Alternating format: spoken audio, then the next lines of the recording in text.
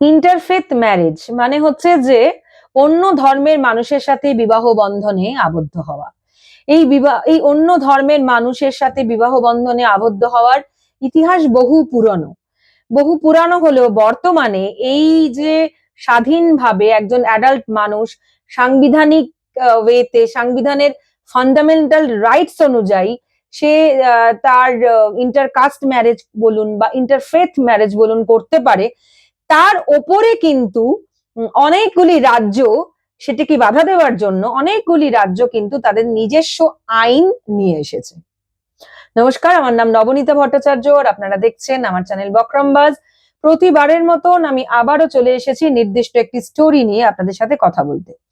আমার যে শেষ যে স্টোরিটা ছিল, মানে এইটির আগের যে স্টোরি ছিল, তা ছিল যে কিভাবে ইন্টারকাস্ট ম্যারেজ এবং তার সাথে কিভাবে অনার কিলিং হয়ে থাকে আমাদের ভারতবর্ষে, সেইটার কিছু আলোচনা আমি আপনাদের সাথে করেছি, মূলত তথ্য তুলে ধরেছি। আর আজকে আমি আপনাদের সাথে যে বিষয়ে কথা বলছি সেটা হচ্ছে ইন্টারফেথ ম্যারেজ, মানে হচ্ছে অন্য ধর্মের মানুষকে বিয়ে করা এবং আমাদের ভারতবর্ষে তার কি রকম তার পরিস্থিতি সেটা সম্পর্কে আপনাদের অবহিত করা।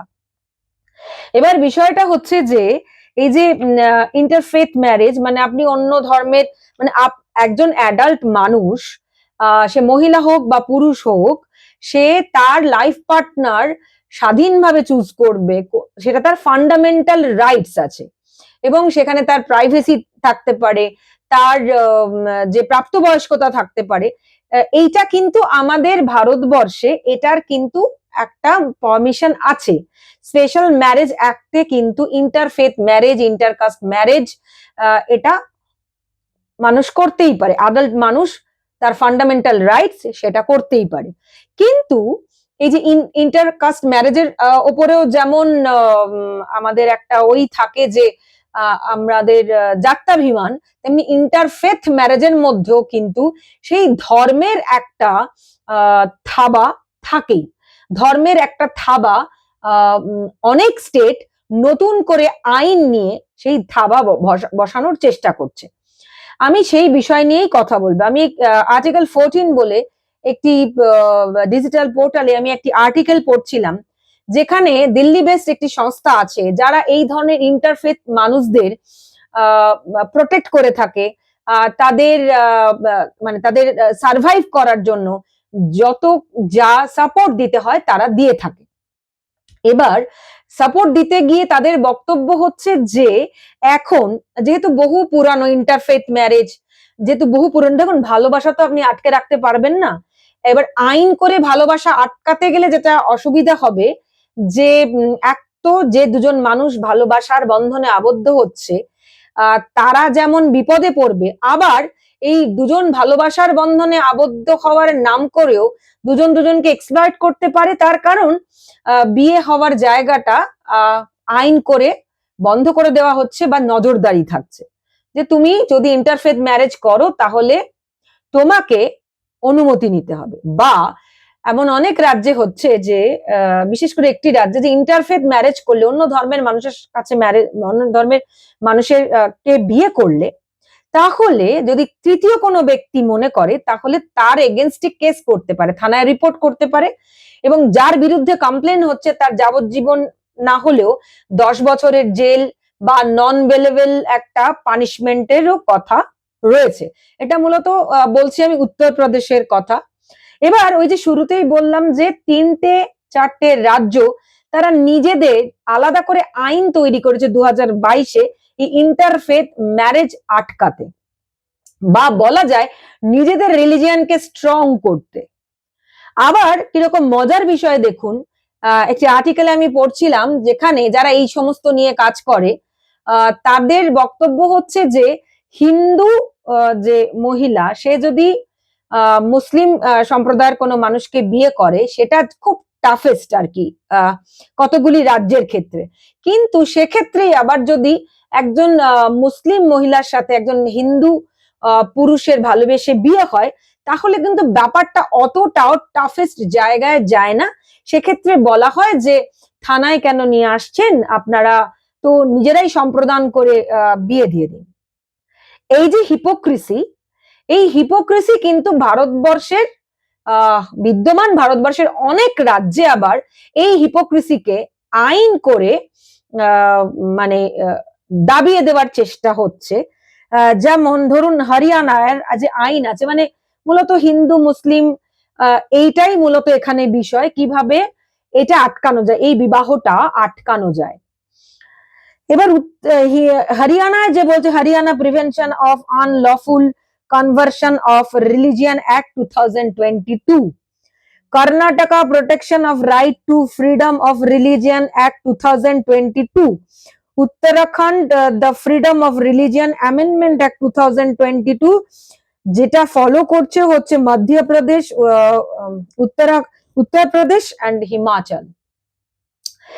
এবং এখানে আপনার যেটা হচ্ছে যে এবং মহারাষ্ট্র আছে যে কোঅর্ডিনেশন প্যানেল, মানে এই ধরনের ঘটনা আটকাতে আলাদা করে সুপ্রিম কোর্টের অর্ডার আছেই যে এই ধরনের কাপলদের জন্য হেল্পলাইন, তাদের শেল্টারের ব্যবস্থা করা। তার উপরে দাঁড়িয়ে কিন্তু এই কতগুলি স্টেট নিজেদের আলাদা করে আইন এনেছে শুধুই এই যে মানে ইন্টারফেথ যে ম্যারেজ আছে, ফেথ যে ম্যারেজ আছে সেটাকে আটকাতে। এবার ওই যে বারবার বলছি যে এই যে ভালোবাসা তো হবেই, সেটা তো আটকাতে পারা যাবে না। এবার কেউ যদি ভেবে চিনতে বিয়ে করে বা ভেবে চিনতে ভালোবাসায় পড়ে, তার মানে সেখানে কোনো স্বার্থ থাকছে। এবার কিন্তু এই কথা তো সবাই বুঝবে না, ভালোবাসার ভাষা সবাই বুঝবে না, কিন্তু সংবিধান এই দায়িত্ব দিয়েছে। কিরকম শুনুন, এই ইন্টারকাস্ট ম্যারেজের ক্ষেত্রে কিন্তু সাংবিধানিক ভাবে কিছু সুযোগ সুবিধা দেওয়ার বিষয় রয়েছে। মানে ধরুন কেউ যদি এসসি এসটি ওবিসি এই ধরনের মানুষদের সাথে বিবাহ বন্ধনে, জেনারেল ক্যাটাগরির মানুষ যদি আবদ্ধ হয়, তাহলে কিন্তু আমাদের ভারতবর্ষের সংবিধান তাদেরকে বিশেষ সুযোগ সুবিধা এবং টাকা পয়সা দেওয়ারও ব্যাপার আছে। যেরকম রাজস্থানে শুনছিলাম যে এই ধরনের ইন্টারকাস্ট ম্যারেজের ক্ষেত্রে প্রায় 5 লাখ টাকা পর্যন্ত দেওয়া হয়। এটা আমাদের সাংবিধানিক অধিকার। আমি একজন অ্যাডাল্ট মানুষ, আমি কোন জাতের, কোন ধর্মের, কোন বর্ণের মানুষকে বিয়ে করব, সেটা আমার সিদ্ধান্ত। আমি কাকে ভালোবাসবো বা আমার কার সাথে ভালোবাসা হবে, সেটা তো ওরকম আমরা প্ল্যান করে করতে পারি না, আনপ্ল্যান্ড ওয়েতে। কিন্তু প্ল্যান করে সেখান থেকে তুলে নেওয়া হবে যদি সম্পর্ক হয়, বা যদি সম্পর্ক হয়ও তাহলে কিছু রাজ্যে, যেটা হচ্ছে উত্তরপ্রদেশ, হরিয়ানা, কর্ণাটক, এরকম রাজ্যে যেটা হবে যে কেরলেও যে আপনাকে ইনফর্ম করতে হবে, বা যেটা হচ্ছে যে নজরদারি রাখতে হবে, বা প্রয়োজনে সেটাকে সেখানে কোন রকম প্রলোভন ছিল কিনা, কোন রকম সেখানে কোন রকম ভুল বোঝানো হয়েছে কিনা, ভয় দেখানো হয়েছে কিনা, সেটাও দেখা হবে। এবং এই যে উত্তরপ্রদেশের যে আইনটার কথা বলা হচ্ছে, সেই আইনে বলা হচ্ছে যে নন ভেলেবল পানিশমেন্টও হতে পারে, এবং সেটা হয়তো পরিবার থেকে কেউ করলো না, কোনো থার্ড পার্টি তার মনে হলো সে এই এটা করলো। এবং এটা মূলত রিলিজিয়ান বাঁচানোর, এই যে হিন্দুত্ব, এই বিষয়টা অনেক বেশি করে মানে এই ধরনের যারা সংগঠন আছে তারা বেশি করে এটার উপর জোর দিচ্ছে, এবং তারা বেশি করে এটার উপর খবরদারি করছে, নজরদারি করছে, এবং এই ল গুলিকে আনার চেষ্টা করছে।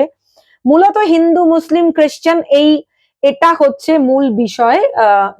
এই তিনটের মধ্যে যাতে কোনো রকম ভালোবাসা না হয়, কোনো রকম সম্পর্ক তৈরি না হয়, সেটাই দেখা হচ্ছে এই মানে স্টেটগুলির এইভাবে সেগুলিকে ভাবছে। এবার বিষয়টা হচ্ছে যে সংবিধান আমাকে সেই অধিকার দিয়েছে, এবং সংবিধান বলেওছে যে হেল্পলাইন তৈরি করতে, এই দম্পতিদের সাপোর্ট দিতে, তাদের শেল্টারের ব্যবস্থা করতে। দেখুন, আমার এটা বলার কারণ যে দিনের শেষে ভালোবাসা ছাড়া আর অন্য কিছুর কোনো অস্তিত্ব নেই।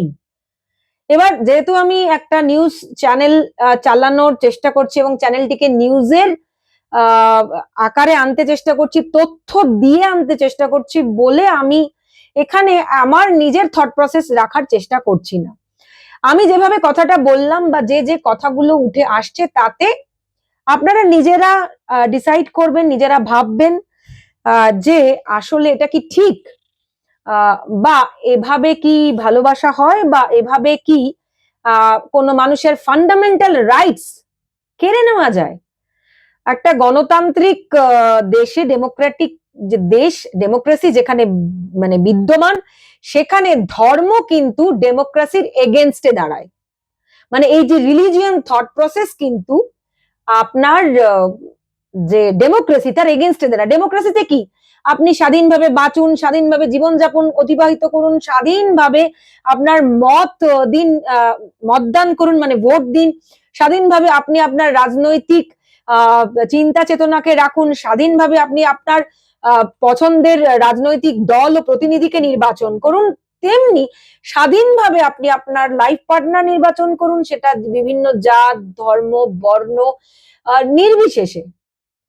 এবং সুপ্রিম কোর্ট তার অধিকার আমাদের দিয়েছে, এবং যারা এই ধরনের জিনিস মানে এই ধরনের বিষয় নিয়ে কাজকর্ম করছে তাদের বক্তব্য হচ্ছে দিন দিন এটা অনেক কঠিন হয়ে যাচ্ছে এই ধরনের দম্পতিদের শেল্টার দেওয়া, এই ধরনের দম্পতিদের পাশে থাকা, তাদের সার্ভাইভ করানো। তার কারণ স্টেট এর এগেনস্টে চলে যাচ্ছে, প্রশাসন এই ভালোবাসার এগেনস্টে চলে যাচ্ছে, এই সিস্টেমের এগেনস্টে চলে যাচ্ছে। এটা এবং এটা আমাদের সাংবিধানিক অধিকারের মধ্যে পড়ে। জানি না আমি কতটা আপনাদের সামনে তুলে ধরতে পারলাম, তবে কতগুলি স্টেট মাথায় রাখবেন যে হরিয়ানা, উত্তরাখণ্ড, কর্ণাটক, তারপর হচ্ছে মধ্যপ্রদেশ, হিমাচল এবং অবশ্যই উত্তরপ্রদেশ। উত্তরপ্রদেশের আইনটা হচ্ছে সবচেয়ে ভয়াবহ এবং চিন্তার বিষয়, যেখানে বলা হচ্ছে শাস্তিও হতে পারে, শাস্তিও হতে পারে। আবার দেখতে গেলে ভারতবর্ষে কিন্তু মুসলিম সম্প্রদায়ের মানুষের যে সমস্ত রাজ্যে বসবাস, তার মধ্যে পশ্চিমবঙ্গ যেমন আছে, আবার উত্তরপ্রদেশেও কিন্তু বেশি সংখ্যক মানুষের বসবাস।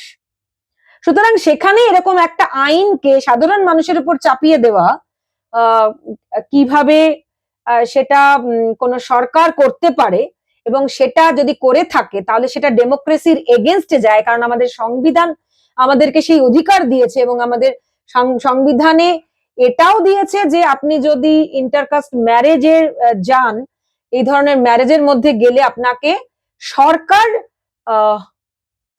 সুবিধা প্রোভাইড করবে, তার মধ্যে অর্থও আছে।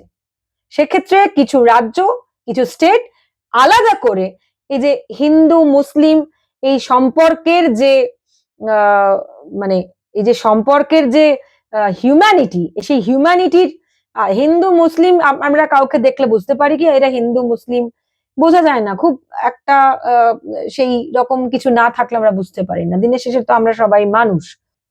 আমি 2022-এর আর্টিকেল দেখলাম, আপনাদের কাছে যদি আপডেটেড কোনো তথ্য থাকে আমাকে অবশ্যই জানাবেন।